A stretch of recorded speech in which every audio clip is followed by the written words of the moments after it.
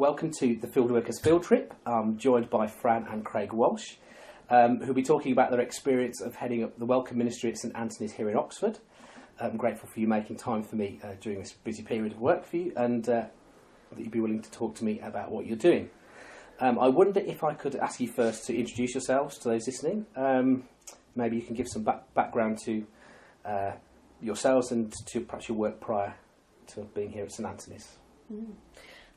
So I work at St Greg's Catholic School in Oxford. I'm the chaplaincy youth worker there, and have previously been working for an ecumenical youth work charity in Oxford, doing youth work, and joined St Anthony's Parish when I was at university at Oxford Brookes, studying with the Centre for Youth Ministry, and very quickly, once going to the Brookes chaplaincy, was asked to go to a local Catholic parish who were in need of a youth worker. So I wasn't at the chaplaincy very long before I was then plugged into parish life, and have been at St Anthony's for since 2002. So that's 15 years now. Thank you, Fran. Craig. And I'm Craig. I'm a advanced nurse at the Children's Hospital in Oxford, and I got involved with St Anthony's because Fran was going. So as a teenager I sort of left the church, but came back because I wanted to, and because a friend that I knew and liked was going to this particular church, and I've been going there for, I'm guessing, 9 or 10 years now. Just to outline the reason why I wanted to talk to you about the Ministry of Welcome was that in my own role, as churches begin to think about developing a culture of mission or evangelisation, they very quickly come to reflect on how people first encounter the parish and the parishioners. For some parishes, individuals with particular gifts come forward and generate momentum. In others, which has been my most common experience, a group supported by parish priests are following a programme like Welcome to Witness or Divine Renovation and begin to look at the welcome their church offers with new eyes. So how did that happen here, and how did you first become involved in the Welcome Ministry? So I am from Northampton, and I used to help my dad at the back of church when I was a very young child, giving out the hymn books and the bulletins, and as I grew up I carried on doing that, and so I guess it's always been something I have thought was important. I realised the benefit of it, and something I felt comfortable and happy doing. When I came to St Anthony's to support the young people in their faith journeys at the church, the parish really wanted young people to be involved in every aspect of parish life, and soon after I arrived, the man who had been doing Welcome at the back of church, his wife became very ill and he wasn't able to commit anymore, and he asked whether I would work with the young people to take over that role, allowing him the flexibility to be with his wife. So that was probably about, probably getting on for 7 years ago, and have been doing that with young people in the parish ever since. I, for probably a couple of years, continued to just, quote unquote, just be a parishioner, and then realised that quite a lot of your young people were going off to university, and that you were not quite doing it on your own, but certainly didn't have the workforce that you did previously. So I went to join you. Did you follow a particular path or strategy in developing the ministry? What did you inherit? Yeah, so as I said, a very nice man, and his, I guess you would say his friends, had taken it in turns to welcome people and give out hymn books and seat people before Mass, and just generally be around at the back during Mass to help with any problems. So I was aware that was the expectation when I took on the role with the young people. But I think it was really just through doing the job that I saw there was so much more to it than just handing out books and being around. So gradually, just being available and being a person at the back for people to come and ask questions of. And I'm guessing it was really the community that sort of helped me develop the role and helped me then develop the young people. It wasn't that I went in there with a particular strategy, but being open to what was needed meant that naturally the role kind of evolved to, I guess, how it looks today. A really good example of that actually is the affectionately known Sticker Sunday, which is a need being identified. So somebody said, I've been sat next to this person for years and I feel a bit embarrassed to ask their name, so we can't do that. And on a monthly basis we now have these identity badges that are just a name, and have really helped people to get to know each other in their pew, and also helped us to get to know them on a monthly but now weekly basis. We will see them really frequently, and on a monthly basis are reminded so that we can actually call them by name, and have had some really positive feedback about it, haven't we? I think that's the way good things evolve, is when it isn't somebody with an agenda but somebody open to seeing and serving a community and seeing the needs. So some of the best things that we've developed through Welcome have come from the parish community and the needs that we've seen amongst our friends at church. You've obviously been able to reflect through all these experiences on what parish ministry is, and in the information that you've given to me, you split the ministry up into 3 areas. That's environment, people, and structural / parish traditions. Could you briefly explain what those areas refer to? Yeah, so and again, I wasn't really aware of this until you asked us to think about it, and we saw there were 3 very definite areas to our work. So the environment, we take that one first. So just the physical environment of the church. So St Anthony is situated right next to the JR Hospital, and we as a parish many years ago committed to having the church opened in daylight hours for people from the hospital to come in, and anybody that was passing. And I know not every parish is able to do that, but we always have the front doors wide open. We have inner porch doors that are sometimes shut, but on a Sunday morning we make sure that those doors are completely wide open so that everybody can see into the church and look at what was going on and hear what's going on. So the physical environment's really important. We have really clear notice boards in our porch so that people can come in and see who does what, and they have pictures of our faces and our names and the roles that we do. So the pastoral council are up there. And the notice boards are clearly divided so that you want to know a particular piece of information. It's very clear where you need to go to find that. We have a comments box at the back of church, so if people want to suggest something or have a concern or want to communicate with the priest in some way or somebody in the parish and they want it to be anonymous, people can put comments in a box, and again that's at the back of the church.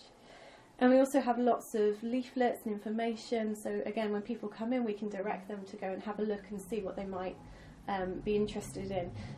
So some of these are sort of specific groups that the parish run, any information, any clubs or groups or things that are happening. But also there's a general parish guide that lists all the things that we do as a parish. So that's kind of the environment then when people walk in. Obviously heating and lighting and all those sorts of things are very important. Nobody wants to walk into a really cold church, so we make sure that we're there in plenty of time to put the heating on. I was going to say, we always walk into a cold church and then remember to go and open we go and open the disabled access door, we put on the heating. Yeah. Just check the toilets, make sure there's loo roll, just general things you would do. If you were having friends round to your house, what would you do to make it look nice? And obviously we have all the normal parish structures like flower arrangers and all the things that make a church a beautiful place. And then the second area is people. So there are obviously people are really central to this idea of welcome. So we want people who are smiling, looking like they want to be there, offering a good morning, greeting people at the door, and as Craig's already mentioned, because we have our name badge Sunday, we're very quickly able to learn people's names. So where at all possible, we greet everybody by their name. We try to notice any new people so that we can talk to them. I think that idea of notice is really important. So are there people we regularly see, and is there something different about them? Maybe they're not well, maybe there's something going on in their lives and they look troubled in some way. Maybe they look ecstatically happy and there's something they want to share. Maybe, some of the older parishioners want to share about their grandchildren. Just being people on the door to notice people, anything out of the ordinary, good or bad. Just to go back to it, I can't say enough about how good it is for people to be called by name. You were said in the environment bit about how we're really close to the hospital, and very occasionally we'll get sick patients come in. They may well be wearing a name band on their wrist because they're a hospital patient. And if you're sneaky enough and you can have a little look at their name band, you can welcome them by name, and their expression just completely changes. And obviously they're perhaps going through a difficult time, so that sort of friendly openness is really important. Yeah, exactly. So people to notice, just people to be there, people that look approachable, people to offer a personal touch, to show people to a seat if it's very crowded and busy, to maybe go and get the extra seats out if they're needed on a busy Sunday, maybe at Easter or Christmas. Just people to notice what people need and to respond to those needs. And then obviously what really underpins and is the foundation of all this is just the structural parish traditions that most parishes will have, and making those as welcoming as possible. So I guess people might not think that they do anything special, but actually when I sat down to think about the things that we do that offer a welcoming environment, it was just simply things like having somebody at the start of Mass to go up to the lectern and welcome people to Mass. And in our parish we have a missal book, and we tell people which page number the readings are on, so they can quickly turn to it. We tell the people, we invite them to pray for whoever has died in the parish recently, or if the Mass is intended for a particular person or intention, we remind people what that is. If it's a special Sunday, we'll maybe, Mother's Day or something like that, we might say a special welcome to mothers. If it looks like there are lots of people in holiday time from other places, we'll welcome people who might be visiting us from holiday, just to take that personal touch. And then simple things like having tea and coffee after Mass as well, having something to invite people to, that's really important. So when you see new people, you can say, oh, come back for tea and coffee after Mass, we'll be in the hall afterwards. We have a really great social committee who are organising lots of social events all the time, so knowing what those social events are so that you can tell people, and maybe a leaflet that you can hand them, really important. And we have a really great bring and share meal culture in our parish, so whenever there's a feast day or something important or any sort of occasion, we will often have a bring and share meal. All of these structural things that become traditions are really good ways of helping people feel welcome and inviting them to something quite immediately, so you don't go week upon week of just seeing someone on a Sunday, but you actually have somewhere that you can invite them to come and meet you at another time. So those are the three areas: the environment, the people, and then the structural traditions that your parish will have. I think people will sort of see how perhaps they might be able to apply some of those ideas to their own parishes. I think they're really good ideas, but when it comes down to brass tacks and things to make these sorts of things happen, for example, how many people would you need for a welcome ministry to make these sorts of things happen, and how do you here at St Anthony's encourage welcomers to join a team?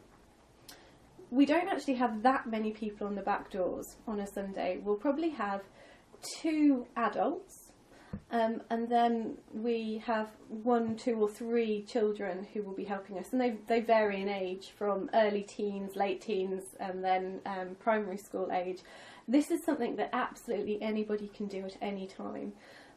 People love to see children at Mass, so having children there is a really wonderful thing for lots of people to see. Having an adult there for somebody to ask a question is really important, just somebody who is going to know the workings of the church. It doesn't have to be a massive number, but I would say even if it was one person giving out hymn books, that would make a huge difference to people. But having a team of maybe 3 people, I would say, would help cover all the bases, making sure the environment's right, making sure there's an adult on hand to direct and guide, and young people to be giving out books and doing other tasks. That would be, so 3 would be ideal, I think. I think numbers wise it's important to be able to have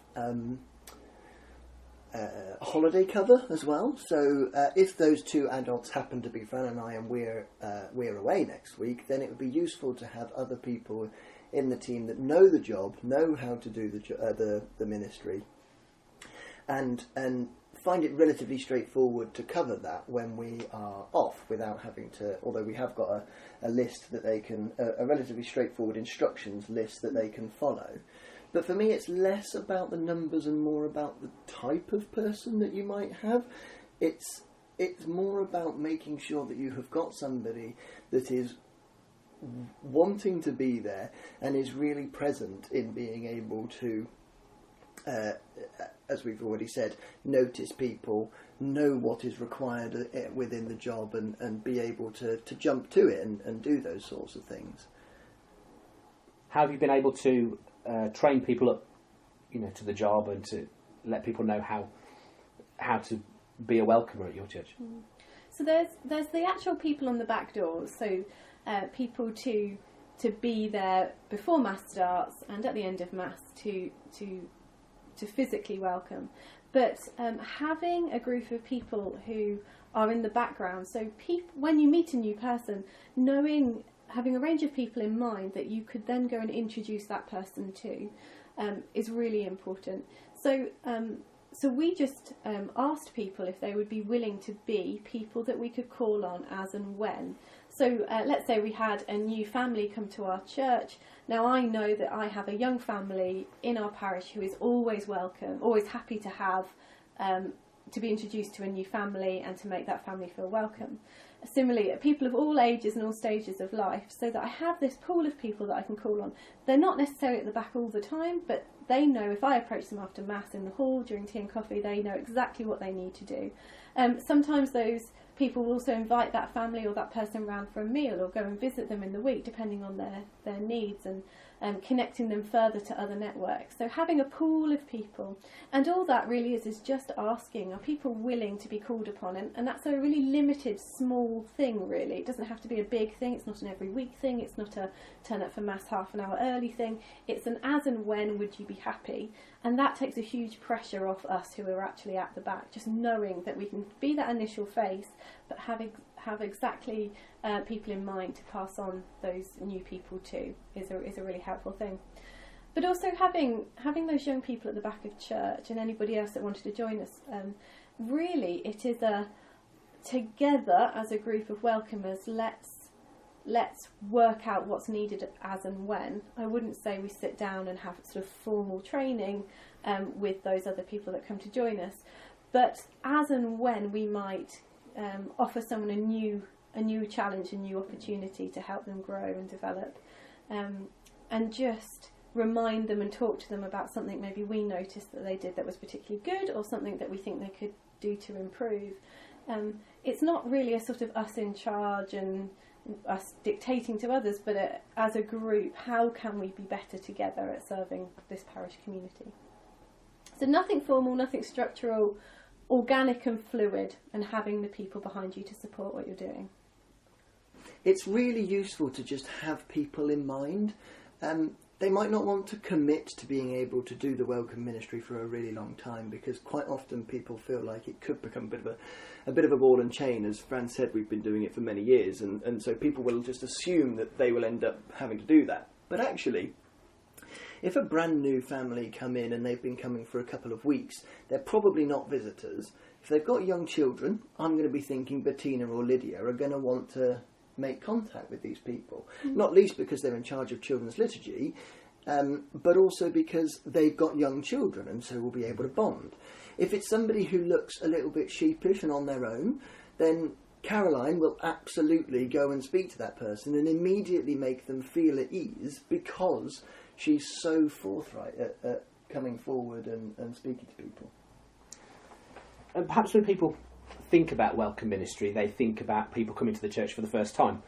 And initial contact is really important. So what do you hope people will experience when they walk through the door of your church, and what things help you to do this? So I hope that people come in to a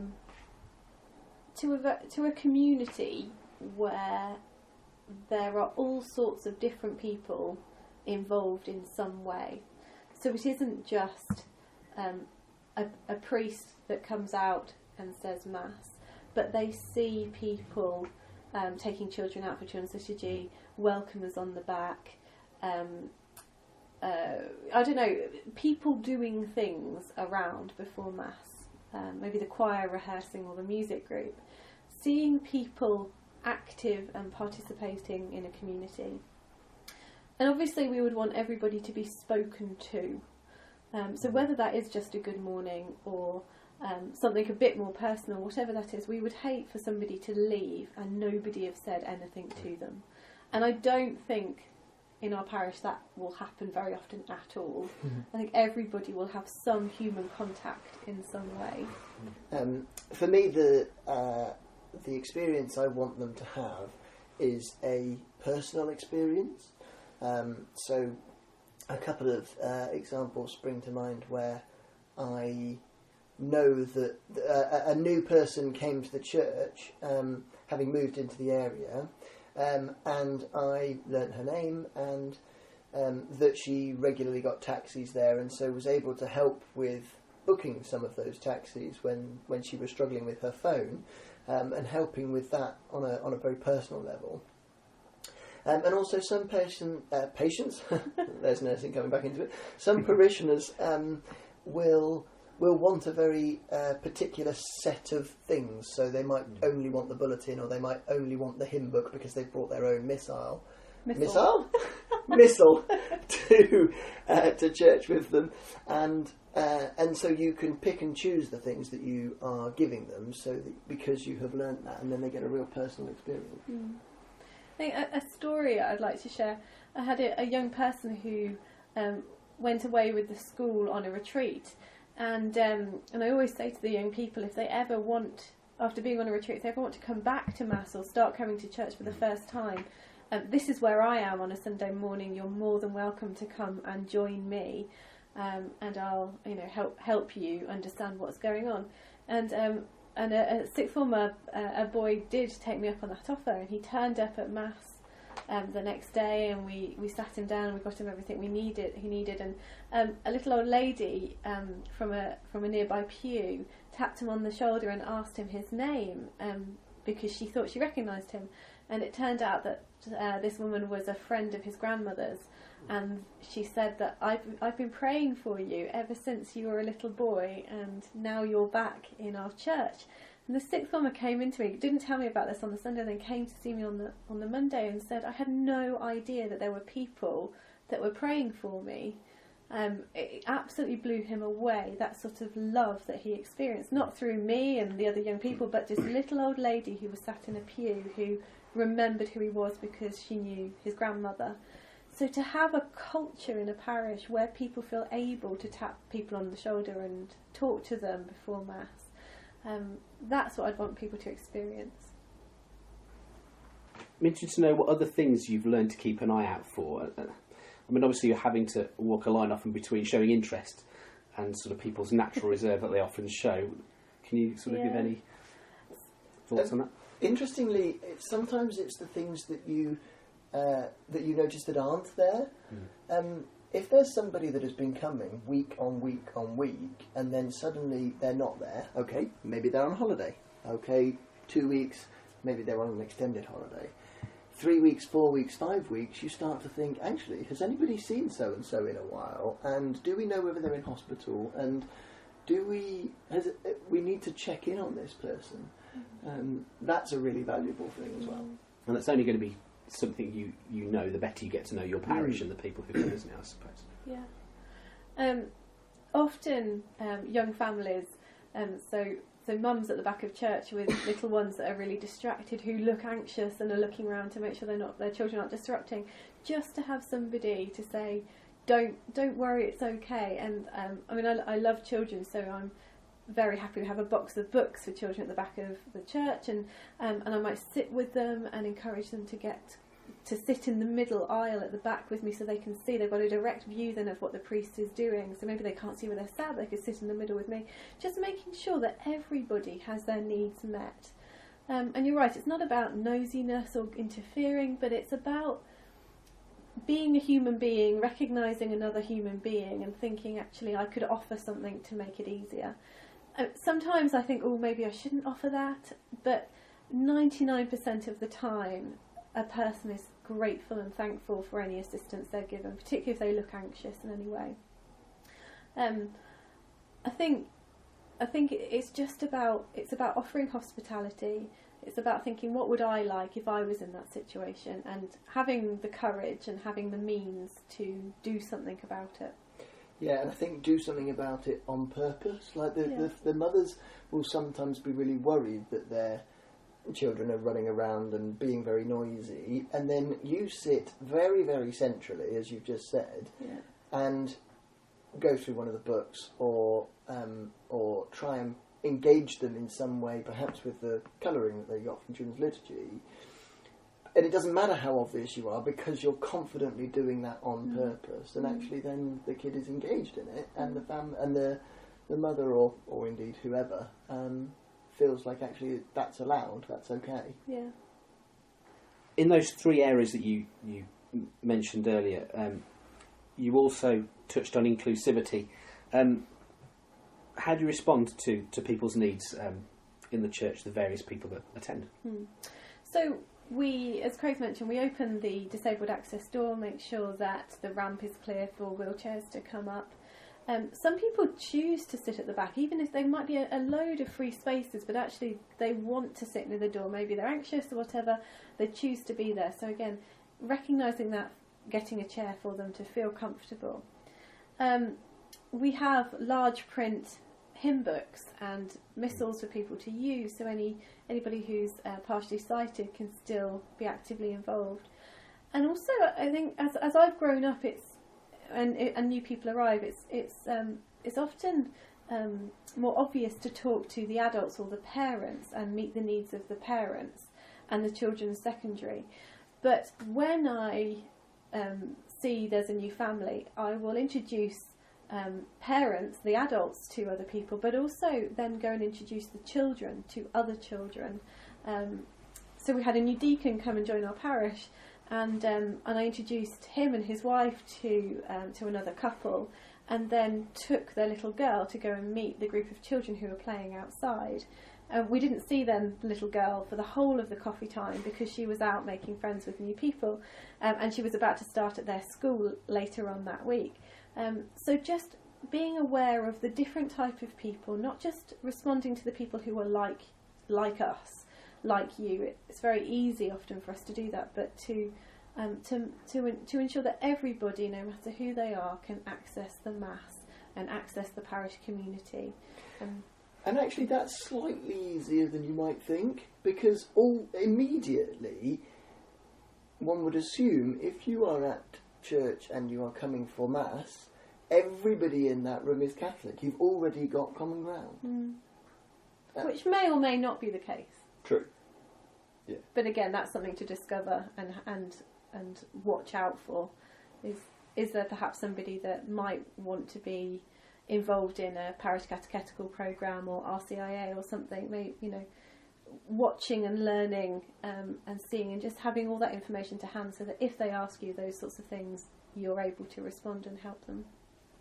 I think another inclusivity thing that might otherwise go amiss is, or look like unnecessary repetition, is when you do things with the announcements at the beginning and the end.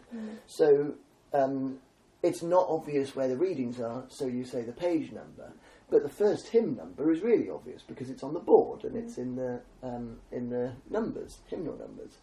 But actually you saying it out loud means that the people that can't see that far distance but can see their own book know what the first hymn is, and at very least can join in with that first one. You also at the end make a point of saying, can I draw your attention to the bulletin?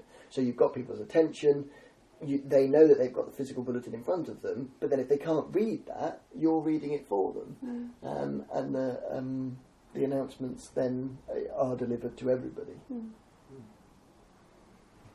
A lot of people will be thinking, how do I keep all this sort of stuff in mind? How long did it take you to get to the point where you're kind of thinking quite naturally about, ways that you can, all the things that you've just told me, so, you've got all these in mind? I don't know, I think it was a gradual process, and again, the parish teaches us. So now there are sometimes we come up against things we've never thought about before and never done before, but maybe within a year, when you see people in all seasons, you get to know them. Some people are great in summer and miserable in winter. Just seeing the church and seeing people in a year, I think you should gain a good insight into the needs of people. Beyond a year, then you can start to think a bit more in detail and development. But 1 year to get the basics down, and then beyond that, then you're into luxury time where you can do the added extras. And if you're there to actively be present in it, rather than just say hello, smile and give out a book, then actually you do learn those things relatively quickly. I mean, maybe it's us and the sort of jobs that we do means that we happen to be good at that. But certainly the primary school kids turn into teenagers, and we don't tend to lose them from doing these jobs. If anything, we're kind of nurturing them into knowing more about them, so that when we're not there, they can get on with it without too much problem. And what do you think a welcome ministry offers beyond the Sunday masses? Because that's obviously what we've been talking about mostly. What else can it offer a parish?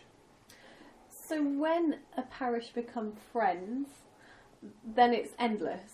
Once you know people and you like people and you care about people and you're in each other's lives, then there are play dates, and then there are trips to the pub, and there are men and women's groups, and there are parish holidays, and it can go on and on and on.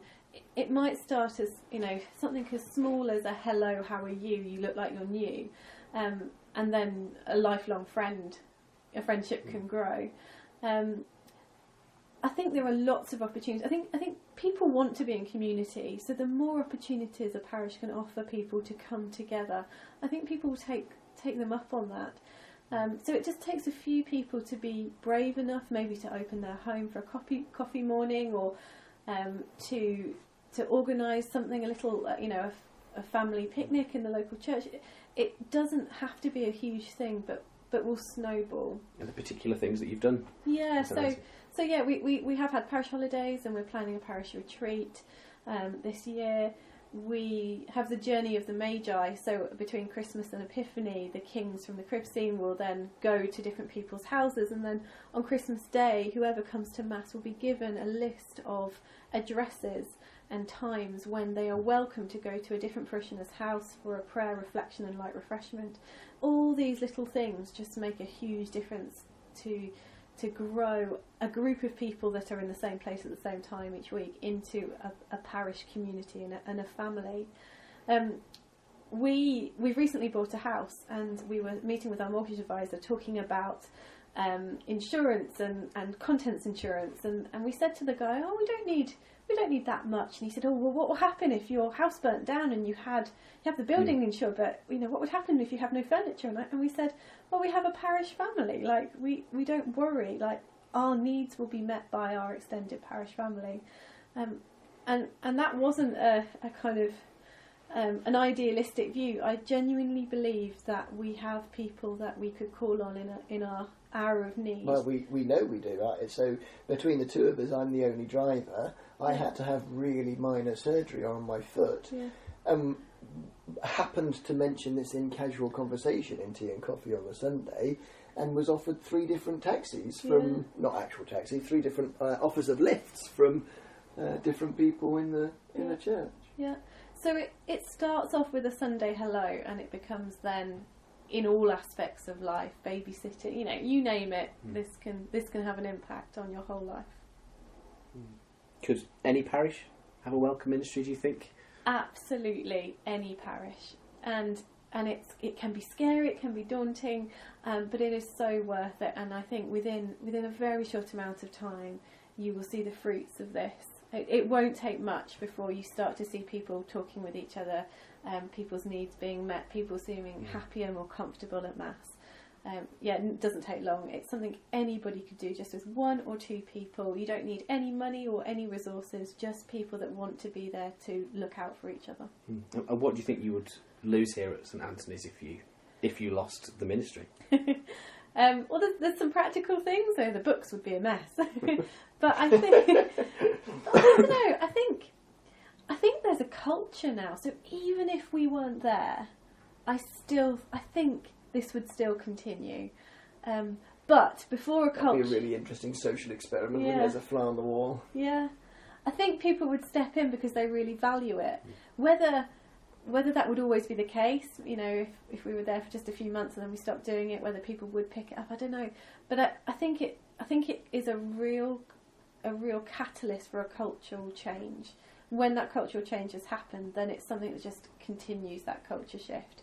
But I think people potentially could leave Mass not having someone greet them, potentially, and maybe, you know, someone could walk out upset and no one notice, just because we're all so busy with our own lives. I hope that wouldn't be the case at St Anthony's, but you know, there's a possibility. But yeah, I think it doesn't take much, and can really make all the difference to a parish community. Particularly with regards to mission and evangelisation? Absolutely. So if you're having these programmes that your parish is running, you need to ensure that when people do come through your doors, you have that expectation that they will come through, but that there are people ready then to greet them and meet them and plug them into all that your parish has to offer. I think it needs a little bit of bravery to be the person to be willing to stand and speak to people, and I think it needs a little bit, which then, well, a lot to begin with, but then only a little bit really of additional support from the parish priest to kind of spur it along and get it going. But once you've got it going, like you say, it sort of snowballs. Mm. And what I'm interested to hear about are your top 3 tips. I'm asking for top 3 tips for parishes who want to do this. So what would they be? So we had a little bit of a think about this just before dinner, and I think we came up with our top 3: be present, be personable, and be purpose-filled. So if we take those in turn, so to be present, having people there ready to notice others, notice what's needed, wanting to be there as well, and being on hand to respond to any need that they may come across in that Mass. Be personable, recognising the needs of others and doing your very best to meet those needs, and again, knowing people by name makes a massive difference. And then being purpose-filled, recognising that this ministry is something really important, feeling, believing, knowing that what you are doing makes a huge difference and is part of the wider mission of the church. And I'm guessing if people are interested and want to know more, they can get in contact with you through the parish office, is that right? Absolutely, yeah. So St Anthony's Parish, next to the Jail Hospital in Headington. Please do give the parish office a phone call if you'd like to be in touch with us, and they'll give further details to you. Fran and Craig, thank you for talking to me about Parish Welcome Ministry. I really appreciate your time. Thank you very much.